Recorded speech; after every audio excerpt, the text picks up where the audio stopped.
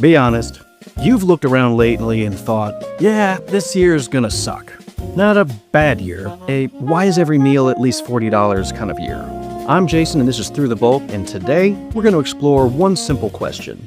Who's gonna survive 2026? Not thrive, not glow up, just sort of remain alive with your soul mostly intact. First, let's discuss the people who are already living like the economy is hostile. Those of us all about the generic brands, meal prep, and reusing plastic containers like they're family heirlooms. If you've been broke before, you're probably feeling a bit more calm than many of us are. This is familiar terrain. Then there's those of us with low expectations. Because honestly, hope is starting to feel a bit like a subscription service. Then there's those of us that negotiate reality all day. Rent, groceries, insurance, just bills. And frankly, every purchase seems like a hostage negotiation at this point. I find myself walking in the store for toothpaste and leaving like I just survived something. And speaking of surviving, those of us that have become emotionally numb, we might just make it through 2026. Now, if you can read headlines without your nervous system completely shorting out, congratulations. Your mind has activated survival mode deluxe. Frankly, sometimes numb is functional, unfortunately. Then there's the folks whose bodies don't require constant repair. Because if you need healthcare in 2026, it's not just a medical event, it's a financial crisis. Now, the real survivors know the sacred phrase, I'll wait and see if it gets worse, and then it does, and so we wait again. Then there's some of us who've chosen simply to not argue online anymore.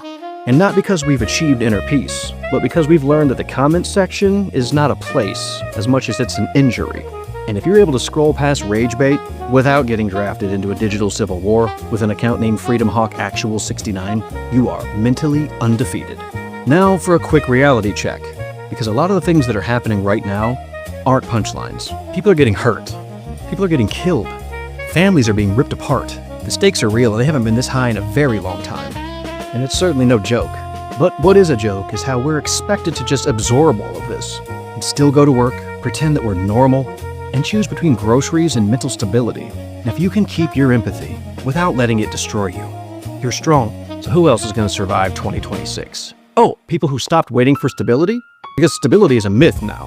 Which leads me to the last group of folks that I believe might just survive 2026. People who can still find their way to a laugh.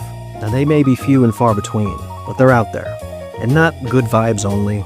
I mean the kind of humor that shows up like a cigarette in an old war movie. It's not healthy, but it gets you through the damn scene. So who survives 2026? The adaptable, the resourceful, and the quietly exhausted. Those of us that can stare chaos right in the eye and say, fine, I'll be weird about it.